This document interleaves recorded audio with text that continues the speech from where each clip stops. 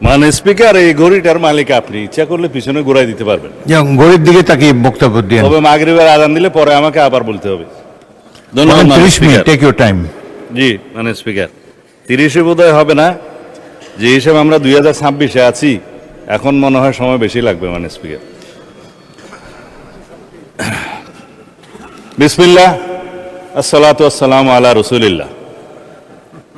মানে স্পিকার, আমি বিনম্র শ্রদ্ধা জ্ঞাপন করছি সংক্ষিপ্তভাবে মহান মুক্তিযুদ্ধের সকল শহীদদের প্রতি। 2026-এর ছাত্রগণ অভ্যুত্থানের, 2024-এর ছাত্রগণ অভ্যুত্থানের সকল শহীদদের প্রতি, বাংলাদেশের সকল গণতান্ত্রিক আন্দোলনে যারা শহীদ হয়েছেন তাদের সকলের প্রতি শ্রদ্ধা নিবেদন করি। শহীদ রাষ্ট্রপতি জিয়াউর রহমানের প্রতি, যিনি এদেশের মহান স্বাধীনতার মহান ঘোষক। শ্রদ্ধা নিবেদন করি দেশনেত্রী বেগম খালেদা জিয়া, যিনি গণতন্ত্রের মা এবং আপসহীন দেশনেত্রী খেতাব পেয়েছেন। আমি সকল জাতীয় নেতৃবৃন্দের প্রতি শ্রদ্ধা নিবেদন করি, যারা বাংলাদেশের মুক্তিযুদ্ধের প্রাক্কালে এই দেশের স্বাধীনতার জন্য সংগ্রাম করেছেন, ভূমিকা রেখেছেন। আমি আজকে নতুন করে আবিষ্কার করলাম আমাদের মাননীয় সংসদ সদস্য জনাব আব্দুল্লাহ মাহমুদ তাহের, শিশু মুক্তিযোদ্ধা, তাকে আমি স্বাগতম জানাই। আমাদের সম্মানিত, আমি সবাইকে সম্মান প্রদর্শন করতে কসুর করি না। মানে স্পিকার, আমাদের মাননীয় বিরোধী দলীয় নেতা নিজেকে শহীদ পরিবারের সন্তান দাবি করেন, সেটা আমার ভালো লাগে। কয়েকজন মুক্তিযোদ্ধাও ওই পারে আছে। আজকে ইতিহাসের একটা ফয়সালা করে দেওয়ার মতো একটা বিষয় আমি মনে রেখেছি, যদি সময় পাই। এটা নিয়ে আর কখনো বিতর্ক হওয়া ঠিক হবে না। মানে স্পিকার, মহামান্য রাষ্ট্রপতির ভাষণের উপর যেহেতু বক্তৃতা রাখছি, ধন্যবাদ প্রস্তাবের উপরে, মহামান্য রাষ্ট্রপতিকে ইনস্টিটিউশনের প্রধান হিসেবে ধন্যবাদ এই জন্যই জানাই যে 2024-এর 5ই আগস্ট থেকে 8ই আগস্ট পর্যন্ত এই রাষ্ট্রে সরকারবিহীন অবস্থায় যে রাষ্ট্রের অভিভাবকের ভূমিকা পালন করেছেন, সেই জন্য সেই 5ই আগস্ট থেকে 8ই আগস্ট পর্যন্ত প্রধানমন্ত্রী তৎকালীন ফ্যাসিস্ট শেখ হাসিনা পালিয়ে গেছে, পার্লামেন্ট ডিজলভ হয়েছে, মন্ত্রিপরিষদ নাই, এবং 106 কনস্টিটিউশনের অ্যাডভাইজারি রুলের বিপরীতে প্রেসিডেন্ট অ্যাডভাইস চেয়েছেন সুপ্রিম কোর্টের কাছে, যার অনুবলে ইন্টারিম গভর্নমেন্ট সৃজন হয়েছে, কিন্তু কোনো টাইম লিমিট দেওয়া ছিল না। তারও একটা কারণ ছিল, চিফ জাস্টিস এবং অ্যাপিলেট ডিভিশন পদত্যাগ করেছে। সেই রকম একটা অবস্থায় এই রাষ্ট্রের অভিভাবকের ভূমিকা হিসেবে তাকে দায়িত্ব পালন করতে হয়েছে। সেই জন্য ধন্যবাদ জানাই। ভাষণের জন্য পরে দেব। আমাদের এখানে একজন মাননীয় সংসদ সদস্য আছেন, বিরোধী দলের চিফ হুইপ জনাব নাহিদ সহ আরও অনেকেই চিফ অ্যাডভাইজার ডক্টর ইউনূস সাহেবের নেতৃত্বে শপথ গ্রহণ করেছিলেন। রাষ্ট্রপতিকে তখন তারা স্বীকৃতি দিয়েছে। মাননীয় স্পিকার, এখানে যখন বলে যে 2024-এর ইন্টারিম গভর্নমেন্ট, আমি আসলে কিছু কথা বললে হয়তো অনেকে অন্যভাবে নিবে। এই ইন্টারিম গভর্নমেন্টটা ছিল ভিতরে বাইরে দুই দলের সমর্থনে। তো এক দল ছিল যমুনার অভ্যন্তরে, আর একটা দল ছিল যমুনাকে কিনারে। তো মাননীয় স্পিকার,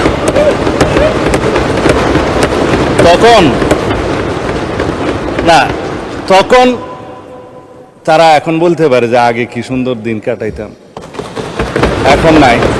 আমি এই ভাষায় বলতে চাচ্ছি না, আগে যা ভালো ছিল তা হঠাৎ করে এখন মন্দ হলো কিভাবে, এটা স্ববিরোধিতা।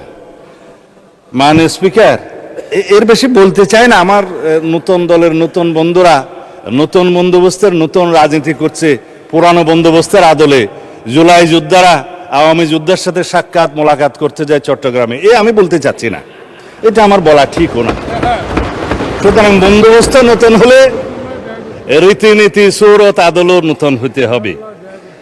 এটা মানে স্পিকার, আমি অনুরোধ করব যাতে এগুলাতে কেউ মনে না করে আর কি। যাই হোক, সেই অন্তর্বর্তীকালীন সরকারের মেয়াদ তো একটা অনির্ধারিত না হলেও একটা নির্ধারণ জনগণ করে দিয়েছিল। কেউ কেউ নির্বাচন তখন চায় নাই, কিন্তু নির্বাচন আদায় করে নিতে হয়েছে মানে স্পিকার। এখানে সেটা দেশের ইতিহাস সাক্ষী দেবে। তো সুতরাং ওই 4 দিনের সরকার, 4 দিনের দুনিয়া।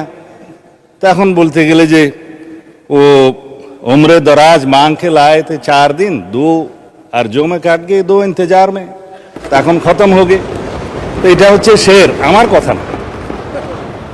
এখন আমি বাস্তবে আসার জন্য বলছি, আমরা একটা গণতান্ত্রিকভাবে নির্বাচিত সরকার, একটা ঐতিহাসিক নির্বাচন হয়েছে, সারা বিশ্ব স্বীকৃতি দিয়েছে। যারা ইলেকশন অবজারভার্স এসেছিলেন ইইউ সহ সমস্ত দুনিয়া থেকে, তারা সবাই বলেছে বাংলাদেশে একটা সুষ্ঠু শান্তিপূর্ণ নির্বাচন হয়েছে।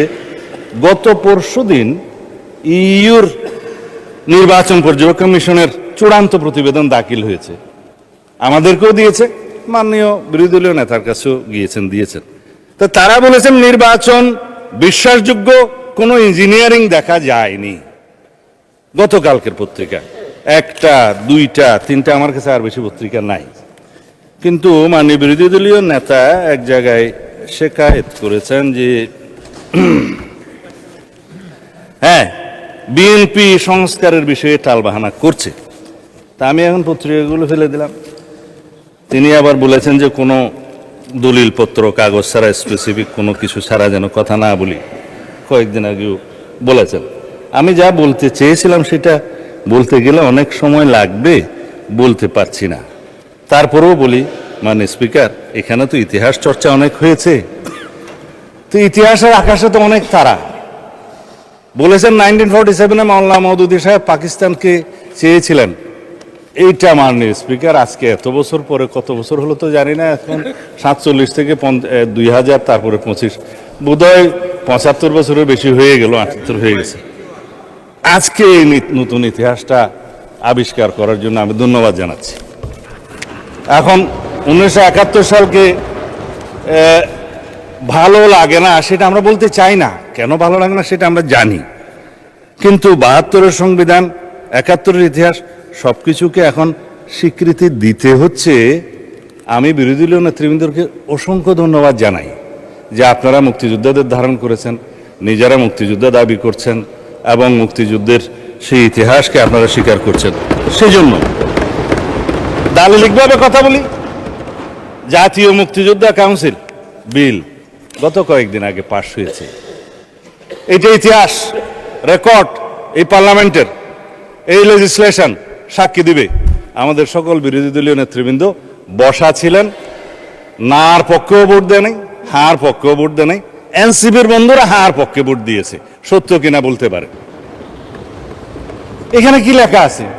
সাব্যস্ত ঐতিহাসিকভাবে, এই আইনগতভাবে, উভয় পক্ষের স্বীকৃতিভাবে লেখা আছে, বাংলাদেশের মহান স্বাধীনতা অর্জনের লক্ষ্যে পাকিস্তানের বিরুদ্ধে যুদ্ধ লিপ্ত হইয়া হানাদার ও দখলদার পাকিস্তানি বাহিনী এবং তাহাদের এই দেশীয় সহযোগী রাজাকার আল বদর আল শামস, তৎকালীন মুসলিম লীগ, জামাত ইসলামী, নেজামে ইসলাম এবং দালাল ও শান্তি কমিটির বিরুদ্ধে মুক্তিযুদ্ধে সক্রিয় অংশগ্রহণ করিয়াছেন। এই সকল বেসামরিক নাগরিক উক্ত সময়ে যাহাদের বয়স সরকার কর্তৃক নির্ধারিত নিম্ন বয়সের সর্বনিম্ন বয়সের মধ্যে এবং সশস্ত্র বাহিনী, east Pakistan rifle, EPR, police বাহিনী, মুক্তি বাহিনী, প্রবাসী বাংলাদেশ সরকার ও উক্ত সরকার কর্তৃক স্বীকৃত অন্যান্য বাহিনী, নৌ কমান্ডো, কিলো ফোর্স, আনসার সদস্য এবং বাংলাদেশের নিম্ন বর্ণিত নাগরিকগণ ও বীর মুক্তিযুদ্ধে অন্তর্ভুক্ত হইবেন। তার মধ্যে বীরঙ্গনা হয়েছে, নার্স, ডাক্তার, চিকিৎসকদেরকেও বলা হয়েছে। এটার নাম হচ্ছে বীর মুক্তিযোদ্ধার ডেফিনিশন। ইতিহাস সাব্যস্ত হয়ে গিয়েছে, সম্মত হয়েছে। এটা নিয়ে যেন আর কখনো বিতর্ক আমরা না করি জাতীয়ভাবে, এই অনুরোধ থাকলো। বিভক্তি আর চাই না, স্বীকৃত দলিল। মুক্তিযুদ্ধের ডেফিনিশনে কি বলা হয়েছে? 1971 খ্রিস্টাব্দে 26 মার্চ থেকে 16 ডিসেম্বর পর্যন্ত একটি স্বাধীন গণতান্ত্রিক রাষ্ট্র হিসাবে বাংলাদেশের জনগণের জন্য সাম্য, মানবিক মর্যাদা ও সামাজিক ন্যায় বিচার প্রতিষ্ঠার আকাঙ্ক্ষায় হানাদার ও দখলদার পাকিস্তানি সশস্ত্র বাহিনী এবং তাহাদের সহযোগী রাজাকার আল বদর আল শামস, তৎকালীন মুসলিম লীগ, জামাত ইসলামী, নেজাম ইসলাম এবং দালাল ও শান্তি কমিটির বিরুদ্ধে পরিচালিত যুদ্ধ, যাহার নাম মুক্তিযুদ্ধ, সাব্যস্ত হয়ে গিয়েছে। ফেলে দিলাম মাননীয় স্পিকার, আর কখনো কথা বলার প্রয়োজন নাই। এখন বাংলাদেশের ইতিহাস নিয়ে যদি আমি কথা বলি 1971 থেকে 2026 পর্যন্ত, এগুলো অনেক কথা ঘাটাঘাটনি হবে। অনুরোধ করেছেন আমরা যেন ওইদিকে না যাই। আমি বিস্তারিতভাবে বলবো না, সম্মত হয়েছি। কিছু কথা রেকর্ডে না রাখলেই নয়, সেজন্য মানে স্পিকার, আমি কি এখানে কাউকে জাতীয় বেঈমান বলতে পারি?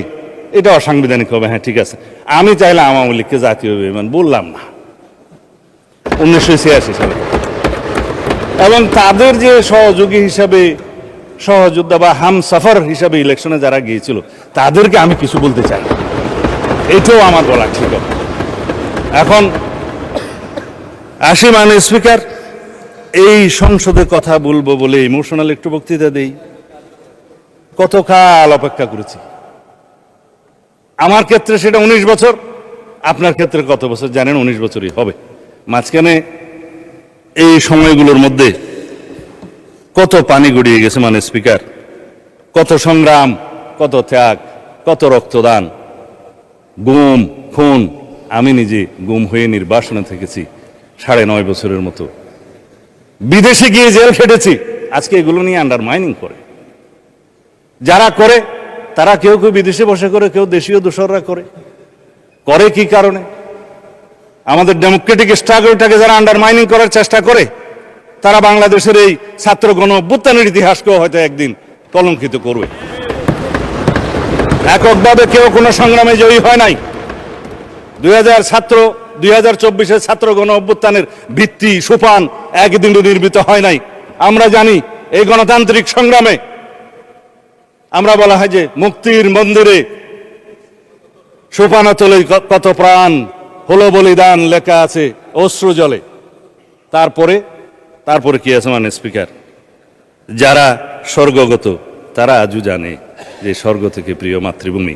এগুলো সব কবিতা, গান, আমি হয়তো ঠিকভাবে বলতে পারছি না, বাট ইমোশনালি এই কথাগুলো বলতে হচ্ছে এই কারণে, যারা গুম হয়ে আজও ঘরে ফিরেনি তাদের জন্য অপেক্ষা করছে ইলিয়াসের সন্তানেরা। তার সঙ্গিনী এখনো বাতায়ন খুলে বসে থাকে তার স্বামী কোনোদিন আসবে বলে। আমরা তাদের কাছে কি জবাব দেব? আমার স্ত্রী সন্তানরা যেমন একটা আমার অনিশ্চিত জীবনের সময় অপেক্ষা করেছে, আমি বুঝি সেই ব্যথা। আর কেউ বুঝুক বা না বুঝুক, কবরের মতো একটা জায়গায় 5 ফিট বা 10 ফিটের জায়গায় ছিলাম। আমাদের এখানে আরো অনেক সহপাঠী আছে, সহকর্মী আছে, যে ব্যারিস্টার আরমান আছে, আর অনেকে আছে যারা সেই গুমের শিকার হয়েছে, যারা ফাঁসির কাষ্টে ছিল। তাদেরকে কি জবাব দেব? আসুন আমরা এমন একটা বাংলাদেশ বিনির্মাণ করি যার প্রত্যাশা আমাদের শহীদরা করেছেন, যার আকাঙ্ক্ষা আমরা করেছি, যার আকাঙ্ক্ষা 71-এর শহীদরা করেছেন। এখন 2024-এর বিষয়ে আমার তরুণ বন্ধু সংসদ মাননীয় চিফ হুইপ বিরোধী দলের বলেছেন, আমি কিছু পয়েন্ট নোট করেছিলাম, আমার সৌভাগ্য হয়েছিল তার বক্তৃতা শোনার। আমি অ্যাপ্রিসিয়েট করি, আমরা এমন পার্লামেন্টারিয়ানদেরকে চাই যারা ভবিষ্যতে এই পার্লামেন্টকে লিড করবে, গ্রোমিং হবে। তবে কিছু কথা বলতেই হয়, কারণ মানে স্পিকার, এখানে শিকোয়া আর শেকায়েতের ছড়াছড়ি হয়েছে।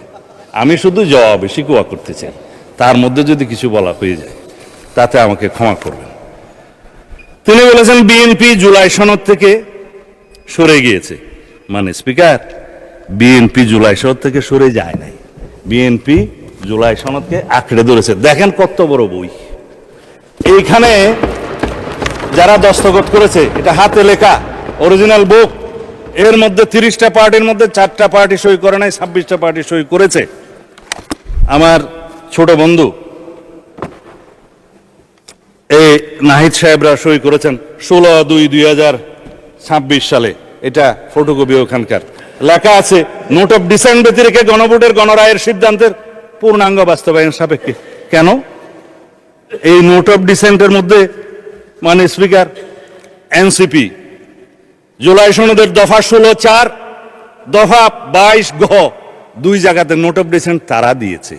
এখন যারা নোট অফ ডিসেন্ট দিয়েছে তারা তো স্বীকৃতি দিলই যে নোট অফ ডিসেন্ট দেওয়া জায়েজ, আবার সই যখন করছে তখন বলল যে নোট অফ ডিসেন্ট ব্যতি রেখে গণভোট। সরে কারা গেল মানে স্পিকার? দালালিকভাবে বললাম, আপনারা সরে গিয়েছেন, আমরা সরে যাইনি। এখন গণরায়, গণভোট, জুলাই আদেশ, জুলাই জাতীয় সনদ, এগুলোর বিষয়ে আমি অনেকবার ভাষণ দিয়েছি, এখানে, ঘরে, বাইরে, সংসদের বাইরে। হয়তো আমার দুর্ভাগ্য বোঝাতে পারিনি, কিন্তু জুলাই আদেশ এবং জুলাই সনদ, এই বিভ্রান্তি চিরতরে মিটে যাক।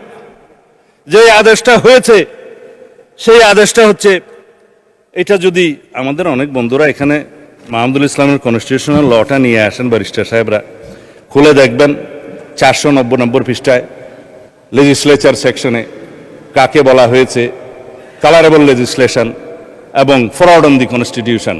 কিভাবে পার্লামেন্টের যেটা ইখতিয়ার নাই, ডাইরেক্টলি অর ইনডাইরেক্টলি পার্লামেন্ট যদি সেরকম কোনো লেজিসলেশন করে সেটা হবে colourable legislation and fraud on the constitution.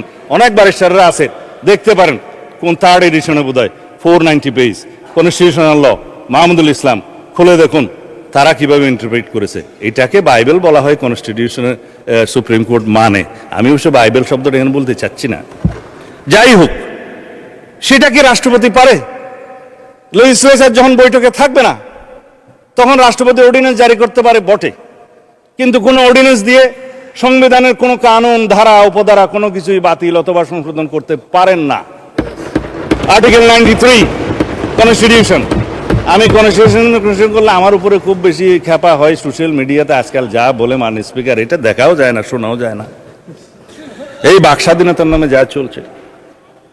তিনি একটা অর্ডার করলেন, এই যে আমাদের আজকে অর্থমন্ত্রী সাহেব সেটা বলেছেন, আইনমন্ত্রী সাহেবের সমর্থন নিয়ে বলেছে যে তফসিলে, প্রথম তফসিলে সেটা বলা আছে 17-এ সাবসেকশন 3-তে পরে পেরাতে বলা আছে যে 7th of April 1973 পরে কোনো অর্ডার ইস্যু করার কোনো এখতিয়ার রাষ্ট্রপতির রইল না। অর্ডারই যেটা না, ভয়েড ইন ইস্যু, সেই অর্ডারের উপরে কথা বলছে মাননীয় স্পিকার আমাদের বিরোধী দলীয় সদস্যরা। জনাব নাহিদ সাহেবকে আবারও ধন্যবাদ জানাই যে বলেছে রাষ্ট্রপতি অর্ডার দিতে পারে না, রেকর্ডে আছে মানে। এরপরে তিনি বলছেন যেহেতু এর উপর একটা গণভোট হয়েছে, মাননীয় স্পিকার সাদই যদি জায়েজ না হয় তাহলে পরে লিজিটিমেট হয়ে যাবে না বাকিটা। এটা হচ্ছে মোটামুটি কথা। এখন বলছে গণভোট হওয়ার কথা।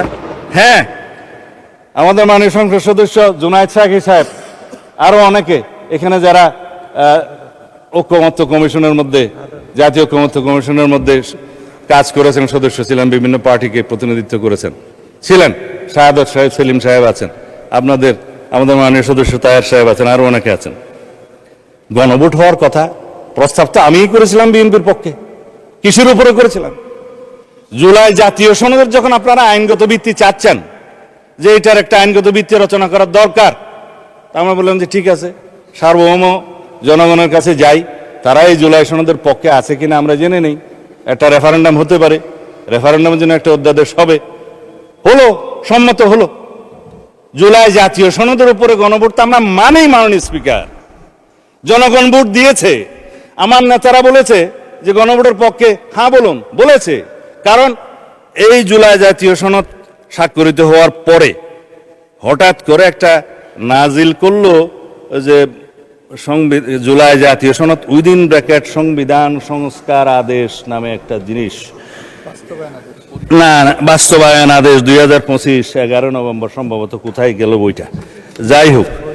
এখন হ্যাঁ, এটা হচ্ছে 13 নভেম্বর 2025। এইটা নাজিল হলো মাননীয় স্পিকার, কেউ বলেও নাই, সম্মতও হয় নাই, আলোচনাও হয় নাই।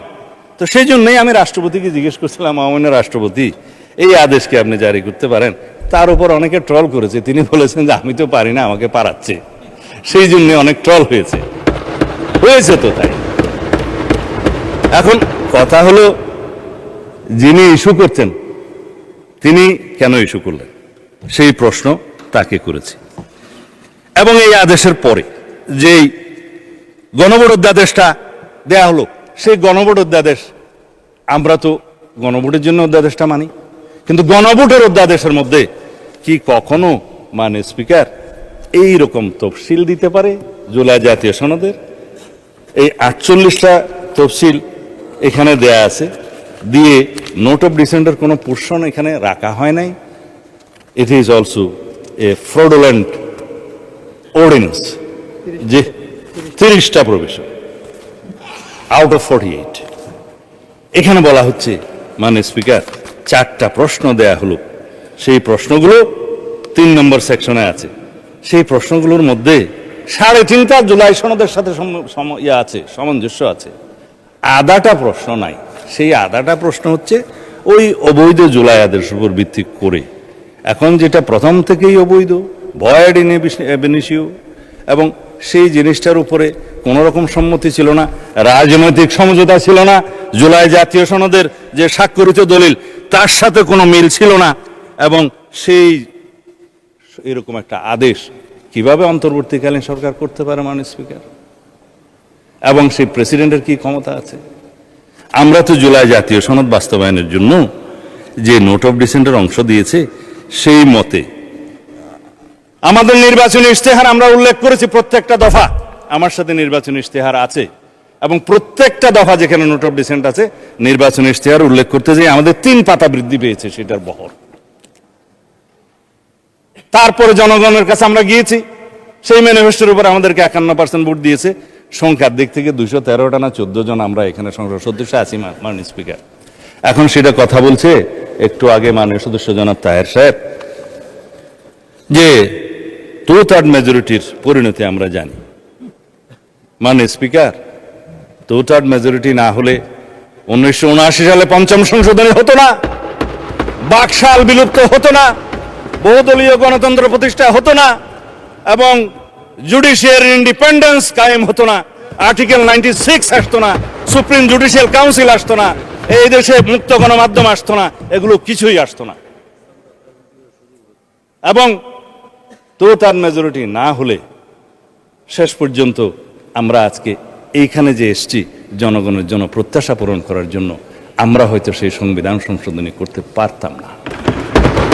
আমরা অ্যাপ্রোচ করেছি প্রথম দিকের ভাষণে on behalf of the leader of the house that আসুন আমরা একটা সংবিধান সংশোধনী বিশেষ কমিটি করি, রুলস অফ প্রসিডিউর 266 অনুসারে, ওখানে টার্মস অফ রেফারেন্স থাকবে, আমরা আলোচনা করব, এখানে জুলাই জাতীয় সনদ সহ under the sun anything we can discuss there, এবং আমরা একটা let us have a constitution for the future generation.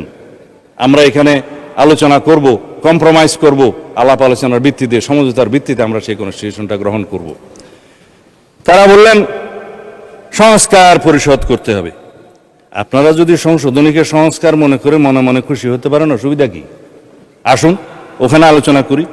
আপনারা গতকালকে আইনমন্ত্রী সাহেব প্রস্তাব করেছেন যে আমরা সংবিধান সংশোধনী কমিটি করতে চাই, আমরা 12 জনের নাম ঠিক করেছি, আপনারা দয়া করে 5 জনের নাম দেন। আপনারা বললেন যে আমরা এখনো সিদ্ধান্ত নেই, পরে জানাবো। তো জাতি শুনলো যে আমরা চাচ্ছি, আপনারা চাচ্ছেন না। যাই হোক, এখনো সময় আছে, চাইতে পারেন।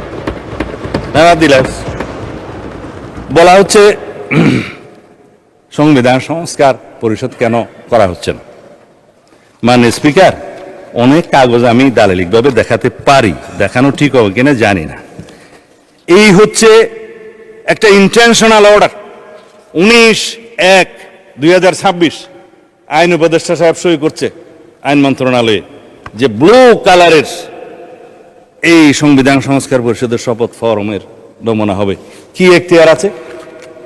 সংবিধানের তফসিলে আর্টিকেল অনুসারে 148 মনে হয় যে তফসিলগুলো 3য় তফসিলে আছে, ফর্মগুলো। হ্যাঁ, আমি বললাম, বললে রিপিট করেন না, 148 ঠিকই আছে। এখন অন্তত জনগণ বিশ্বাস করে এই যে ব্লু পেপারে আইন উপদেষ্টা সাহেব সই করে দিলেন যে ব্লু পেপারে এই সংবিধান সংস্কার পরিষদের শপথ ফর্ম হবে। কোথায় পেয়েছে? পদে পদে তারা সংবিধান ভায়োলেশন করেছে। এর উপর ভিত্তি করে ফাইল ইনিশিয়েট হয়েছে আরো আগে। তখন তো মাননীয় স্পিকার গণভোট হয় নাই। 19 জানুয়ারিতে 2026 কি গণভোট হয়েছে? যে গণভোটের অনুবলে যে সব জায়েজ করতে যাচ্ছে, এটা তো বিফোর দ্যাট, ডকুমেন্টারি কথা বলছি। তারপরে এই সংসদ সচিবালয় থেকে 16/2 তারিখে নির্বাচন কমিশনে চিঠি দেয়া হলো যে আপনারা তৈরি থাকেন মাননীয় প্রধান নির্বাচন কমিশনার, 2টা করে শপথ আপনাকে পড়াইতে হবে। কোথায় পেল মাননীয় স্পিকার? এই ক্ষেত্রে নির্বাচন কমিশনের একটাই ফল্ট, তারা এই চিঠির অনুবলে এসে রেডি হয়ে গেছে যে আমরা 2টা শপথ নেব। আমরা বললাম যে না, আমরা এখনো এই কনস্টিটিউশনের ভিতরে আছি, যদি সংশোধন হয়ে সংস্কার পরিষদ গঠন হয় তখনকার বিষয় তখন দেখা যাবে। আমরা আপাতত এমপি হিসেবে শপথ নেই। আমার বিরোধী দলের বন্ধুরা 2টা শপথ নিছে, তাইলে প্রথম শপথের কি হবে? এমপি হিসেবে শপথেরটা সেটা কানুন বলবে। সুপ্রিম কোর্টে যে রিট দাখিল করা হয়েছে সেইখানকার অবজারভেশন কি আছে সেটা তখন তারা বলবে। তা আমি এখন ওই যে জবাবে শিকুয়া করতে করতে তো আমার আসল আলোচনায় যেতেই পারি না মাননীয় স্পিকার।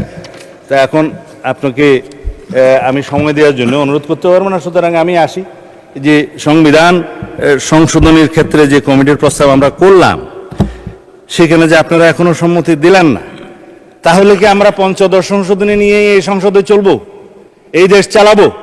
পঞ্চদশ সংশোধনী যেখানে 55টা দফা আছে, সেই দফার মাত্র 6টা দফা মাননীয় হাইকোর্ট ডিলিট করে দিয়েছেন বা আনকনস্টিটিউশনাল ঘোষণা করেছেন, নন অ্যাস করে দিয়েছেন।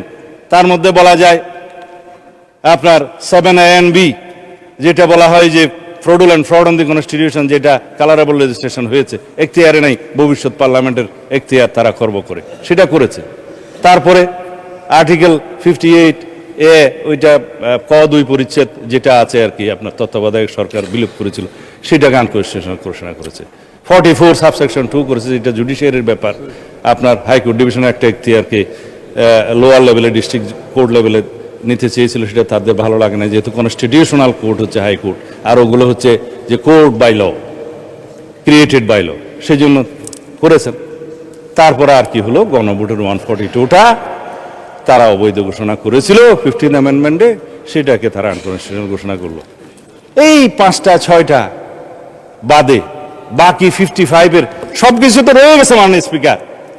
হ্যাঁ, সবাই ঠিকই বলে যে ওখানে একজনের ছবি ওঠানোর কথা, আপনারা উঠাচ্ছেন না কেন? যদি আপনারা সংবিধান সংশোধনে রাজি না হন, তাহলে তো ছবি লাগাতে হবে। আপনারা কি সেটা চান? আমরা চাই মহান আল্লাহর উপর আস্থা এবং বিশ্বাস আমরা ধারণ করি। প্রিয়াম্বলে সংবিধানের মূলনীতি এবং রাষ্ট্র পরিচালনার মূলনীতি আর্টিকেল 8-এ, সেটা যদি আমরা সংবিধান সংশোধন না করি, তাহলে তো ধারণ করতে পারবো না মাননীয় স্পিকার। এগুলো জনগণ জানুক, সেই জন্য আমি এখন আহ্বান জানাচ্ছি। আপনারা নিশ্চয়ই জানেন আমরা একটা সোভারেইন, ইন্ডিপেন্ডেন্ট এবং ইউনিটারিস রিপাবলিক। এই রিপাবলিকের মানি আসছে হলো রেস পাবলিকা থেকে। এটা জনগণের সম্পত্তি, রেস মানি জিনিস। এই রিপাবলিকের মালিক জনগণ।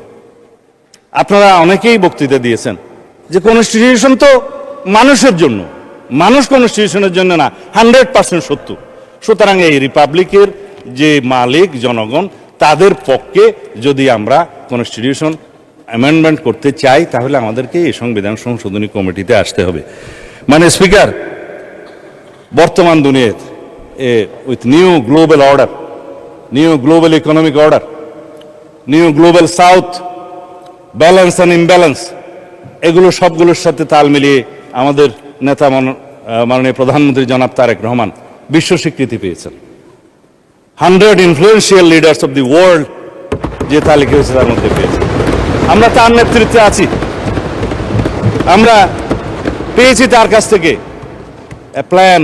তিনি বলেছেন আই হ্যাভ এ প্ল্যান, আমরা সবাই বলি উই হ্যাভ এ প্ল্যান। সেই প্ল্যান কি এবং সেই প্ল্যানের বাস্তবায়ন কি জাতি দেখতে শুরু করেছে মাননীয় স্পিকার। বিএনপি প্রতিশ্রুতি দেয়, বিএনপি প্রতিশ্রুতি রাখে। বিএনপির ইতিহাস 1971 সালের ইতিহাস, মহান স্বাধীনতার ঘোষক শহীদ রাষ্ট্রপতি জিয়াউর রহমানের। বিএনপির ইতিহাস 7ই নভেম্বরের ইতিহাস, এই দেশের সংবিধান এবং এই রাষ্ট্রকে রক্ষা করার ইতিহাস। বিএনপির ইতিহাস 1979 সালে বহুদলীয় গণতন্ত্র প্রতিষ্ঠার ইতিহাস। বিএনপির ইতিহাস 1991 সালের এই দেশের সংসদীয় রাজনীতি প্রবর্তনের ইতিহাস। বিএনপির ইতিহাস 1996 সালে তত্ত্বাবধায়ক সরকার পদ্ধতি প্রতিষ্ঠার ইতিহাস। বিএনপির ইতিহাস 1990, 2024-এর ছাত্র গণ অভ্যুত্থান এবং গণ অভ্যুত্থানের মধ্য দিয়ে এই দেশের বারবার গণতন্ত্রকে রক্ষা করার ইতিহাস। মাননীয় স্পিকার, সময় তো চলে গেল, মাগরিবের আজান পর্যন্ত অন্তত যাই, আপনি তো গরিব বিচার দিতে পারেন। মাননীয় স্বরাষ্ট্রমন্ত্রী, আর 11 মিনিট পরে আজান হবে। তো ওই যে ঠিক আছে, আমি আন্দাজে বয়ান করবো না মাননীয় স্পিকার, আর আপনি 10 মিনিটের মধ্যে শেষ করে দেন। ঠিক আছে, মাচ অবলাইজ। যাই হোক মাননীয় স্পিকার, আজকাল সামাজিক যোগাযোগ মাধ্যমে যা চলছে বাক ব্যক্তির স্বাধীনতার নামে, সেটাকে যদি নিয়ন্ত্রণ করা না যায়, আমরা যদি নিজে নিজে নিয়ন্ত্রণ না হই, এই জাতিকে আমরা কোথায় নিয়ে যাব জানি না। কিছু আছে বিদেশে, কিছু আছে দেশে, কিছু আছে ঘরে। এখানে আমরা freedom of speech and freedom of press বলে কথা থাকে, এটাও আর্টিকেল 39 বিবৃত আছে। But it is subject to reasonable restriction imposed by the law in the greater interest of the state and public order. আরো কিছু কিছু আছে, তো সেই রিজনেবল রেস্ট্রিকশনটা তো কোর্ট দয়া করে বলতে পারে।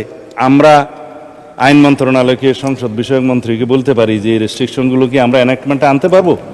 না হলে পিতার সাথে কন্যাকে জড়িয়ে, মাননীয় প্রধানমন্ত্রীর স্ত্রী কন্যাকে সহ জড়িয়ে যেভাবে বাংলাদেশে এই স্বাধীনতার নামে যেভাবে কুৎসিত কলঙ্কিত ধারা হচ্ছে, এটা বেশি দূর এগোতে পারবে না মাননীয় স্পিকার। আমরা পারবো না। আমাদের কালচারটা নষ্ট হয়ে যাবে, সামাজিক সোশ্যাল হারমোনি নষ্ট হয়ে যাবে, রিলিজিয়াস হারমোনি নষ্ট হয়ে যাবে, আমাদের এখানে অনেক কিছু অনাচার হবে। সেই জন্য অনেক সময় মাননীয় স্পিকার আমরা বলি যে আমরা তো কাউকে উল্লু ডাকতে পারি না এই মাননীয় সংসদে, মহান সংসদে পারি না। কিন্তু এখন যে পরিমাণে দেখছি আবারও যে बर्बाद है गुलिस्तान के लिए एक ही उल्लू काफी है। तो अभी घर घर बोले जे अगर हर शाख पे उल्लू बैठे हैं तो अंजाम गुलिस्तान क्या होगा। এখন যেভাবে ঘরে ঘরে আমরা এগুলাকে দেখছি দেশে বিদেশে, আমি নাম নেব না, অনেক ইউটিউবার এটা সেটা আছে মাননীয় স্পিকার। মনে হয় যেন পৃথিবীর একমাত্র বাক স্বাধীনতা তাদের আছে, আর আমরা এখানে সব নিরহ জনগণ।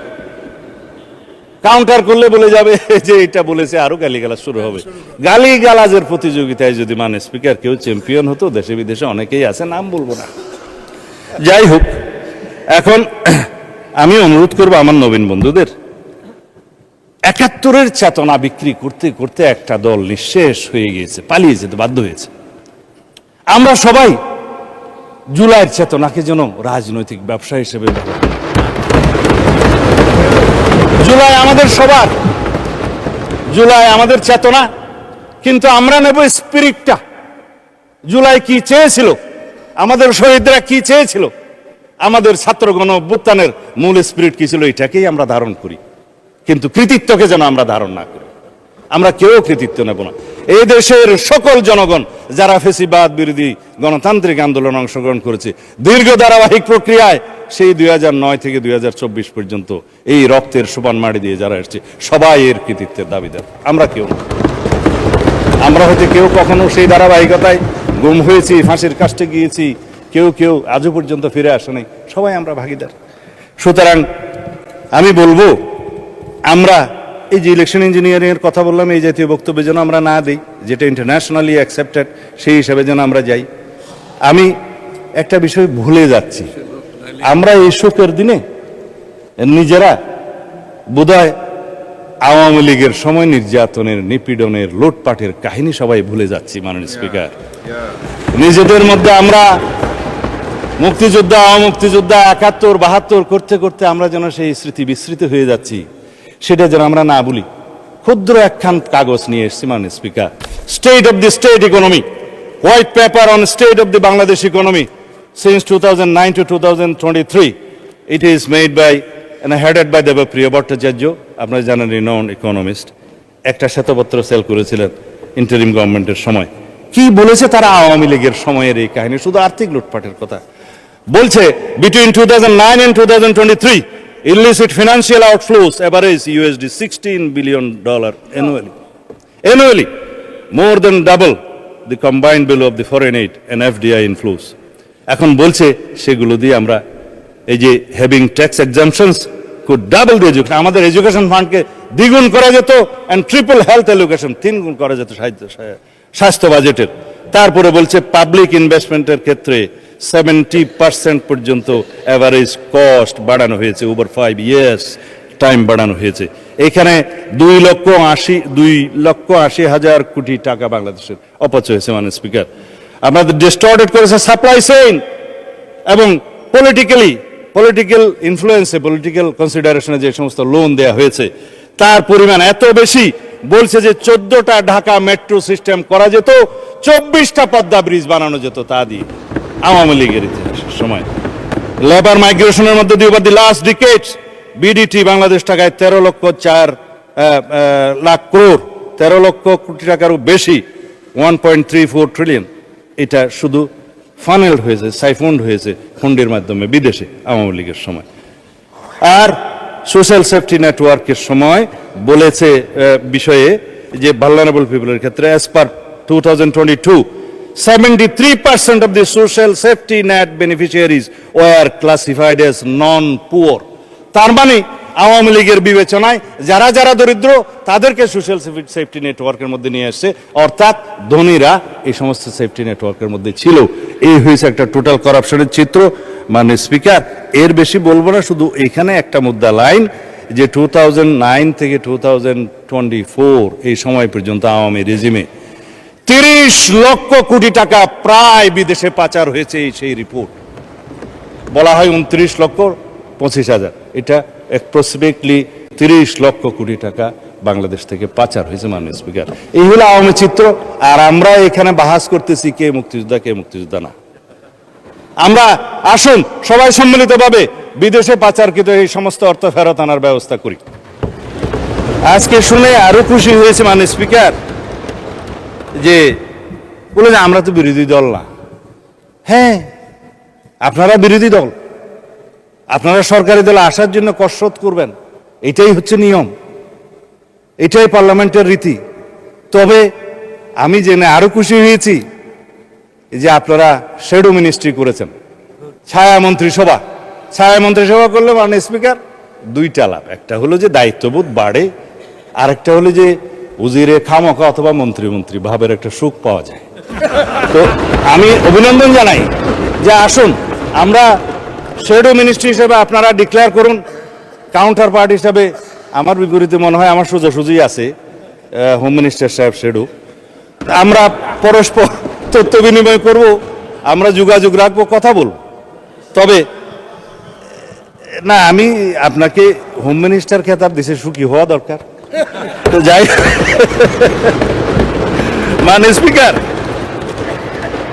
ব্যাংকের বিষয়ে কথা বলছে, বলে যে না আমাদের কোনো ব্যাংক ট্যাঙ্ক নাই, কিন্তু আবার যখন কথা বলছে তার মধ্যে আবার কৃতিত্ব অন করছে যে কিছু সংখ্যক লোক করেছে, সেটা কৃতিত্ব নিয়েছে এসে। মানে স্পিকার, ব্যাংক থাকা তো ভালো, অস্বীকার করার দরকার কি। তবে শুধুমাত্র দুষ্ট লোকেরা বলে যে কত পার্সেন্ট শেয়ার কার আছে এটা একটু খোলাসা করা দরকার। তাহলে পরে এই যে ব্যাংক দখল হয়েছে মাননীয় স্পিকার ইন্টারিম গভর্নমেন্টের সময়, ব্যাংক দখল হয়েছে আওয়ামী লীগের সময়। দখল হয়েছে, স্টাইলটা একটু ভিন্ন ছিল মাননীয় স্পিকার। কেউ সরকারি ইন্টেলিজেন্স ব্যবহার করে হোটেলে ডেকে নিয়ে এসে করেছে, আর কেউ সরাসরি নারায়ে তাকবীর আল্লাহু আকবার বলে নেমেছে। স্টাইলটা ছিল ভিন্ন, দখল হয়েছে মাননীয় স্পিকার। এখন আমি চাই না মাননীয় মন্ত্রী শেষ করেন। আমার সময় কমে যাচ্ছে। যাই হোক মাননীয় স্পিকার, এই সংস্কার না নিয়ে কথা বললে মানুষ আবার আমাকে গালি দিবে। ইন্টারিম গভর্নমেন্টের সময় তিনটা শব্দ খুব বেশি বাজার পেয়েছে, একটা হচ্ছে সংস্কার, আর একটা হচ্ছে বিচার, আর একটা হচ্ছে নির্বাচন। তবে নির্বাচনটা বলেছে যে সংস্কার এবং বিচার সমাপ্ত হওয়ার পরে যদি কোনো সময় হলেও হতে পারে, এইভাবে ছিল নির্বাচনের বিষয়টা। তো সংস্কারের জন্য শ্বেত শুভ্র কেশের আমার কিছু বড় ভাই বুদ্ধিজীবী বিদেশ থেকে অবতরণ হয়েছিল, নাম যেহেতু এখানে উপস্থিত নেই নিতে পারবো না মাননীয় স্পিকার। তারা মাথায় টুপি ভর্তি করে অলৌকিক কিছু সংস্কার নিয়ে দেশে অবতরণ করলে পরে আমরা সংস্কার কমিশনে আলাপ আলোচনা করতে করতে করতে করতে এই জুলাই জাতীয় সনদটা এই পর্যন্ত প্রণয়ন হয়েছে। এখানে একটা বিষয় উঠে এসছে, মনে হয় মাননীয় সদস্য তাহের সাহেবের বক্তৃতার মধ্যে, যে নোট অফ ডিসেন্ট দেওয়ার কথা তো ছিল না সম্মতভাবে। এখানে জুনায়েদ সাহেব বক্তৃতা দিয়েছিলেন, যখন 70 অনুচ্ছেদের বিষয়টা প্রথম ডিসাইডেড হয় ঐকমত্য কমিশনের, জাতীয় ঐকমত্য কমিশনের প্রথম দিকের সবাই, তখন সবাই নোট অফ ডিসেন্ট সহ এইভাবে ঐকমত্য হলেন যে দুইটা বিষয়ে সবাই একমত। তবে বিএনপি সহ কয়টা দল আরও মনে করে সংবিধান সংশোধনী এবং জাতীয় নিরাপত্তার বিষয়টি এই 70 অনুচ্ছেদের ভিতরে থাকতে হবে। সেই দিন থেকে ডিসাইড হলো নোট অফ ডিসেন্ট সহকারে জুলাই জাতীয় সনদ প্রণীত হবে। এবং নোট অন ডিসেট সহকারে আপনারা স্বাক্ষর করেছেন, এখানে স্বাক্ষর আছে বড় বড় হাতের স্বাক্ষর, আমরাও স্বাক্ষর করেছি। আসুন সেই জুলাই সনদকে বাস্তবায়ন করি।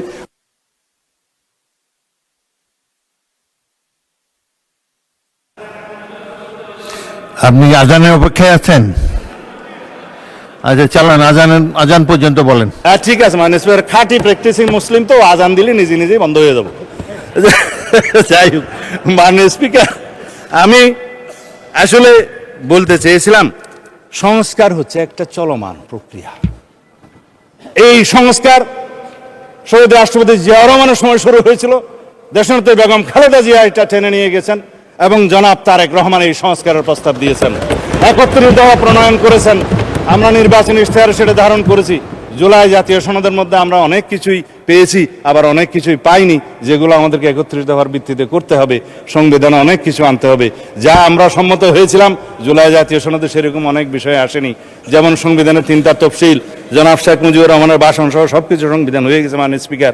এগুলো আমাদেরকে তো বিলুপ্ত করতে হবে। পঞ্চদশ সংশোধনীর সমস্ত তফসিলগুলো 5, 6 এবং 7 তফসিলগুলো আমাদের বিলুপ্ত করতে হবে। একমত হয়েছিলাম, সনদে আসে নাই, একটা বাদ গিয়েছে। আমরা একমত হয়েছিলাম এই সমস্ত ছবি টানানোর কার কার যেন একটা বিধান আছে আর্টিকেল 4-এ, সেই ছবি টানানোর বিষয়ে আমরা ছবি বিলুপ্ত করার জন্য ঐকমত্য কমিশনের প্রস্তাব, সংস্কার কমিশনের প্রস্তাবে আমরা একমত হয়েছিলাম। কিন্তু সনদ যখন স্বাক্ষর করলাম তখন ওইটা নাই, বললো যে 2-1টা বামপন্থী দল নারাজ হয়ে গেছে, এটা থাক। তাই বললাম এখানে যদি আপনারা খুশি করার জন্য সনদ স্বাক্ষর করেন তো করতে পারেন, কিন্তু মাননীয় স্পিকার আমাদের একটা তাগাদা ছিল যে এরা সংস্কারের বাহানায় যদি নির্বাচনটা না হতে দেয়, সেজন্য আমরা সবকিছুতে আপোষ করে জুলাই জাতীয় সনদেও স্বাক্ষর করেছি। আমরা একত্রিত হয়েছি, সমঝোতা হয়েছে এবং নির্বাচনের স্বার্থে আমরা অনেক কথা বলি নাই। যখন অবৈধ এই যে আনকনস্টিটিউশনাল এক্সট্রা কনস্টিটিউশনাল অর্ডার একটা প্রেসিডেন্ট জারি করলেন, আমরা ফুল বডি স্ট্যান্ডিং কমিটি আমরা প্রেস ব্রিফিং করে গুলশান অফিসে বলেছি যে বিএনপি এবং অন্যান্য আমাদের সাথে যারা আছে যুগপৎ আন্দোলনে, তারা আমরা কেউ জুলাই জাতীয় সনদের বাইরে অন্য কিছু মানতে রাজি না। রেকর্ডেড আছে, ভিডিও আছে, প্রেসে আছে, সব জায়গায় আছে, ঘোষণা আছে। আজান দিয়েছে মাননীয় স্পিকার, আপনাকে ধন্যবাদ। মাননীয় বিরোধী দলীয় সদস্যবৃন্দদেরকে আপনাদের ধৈর্য সহকারে বক্তব্য শোনার জন্য ধন্যবাদ। মাননীয়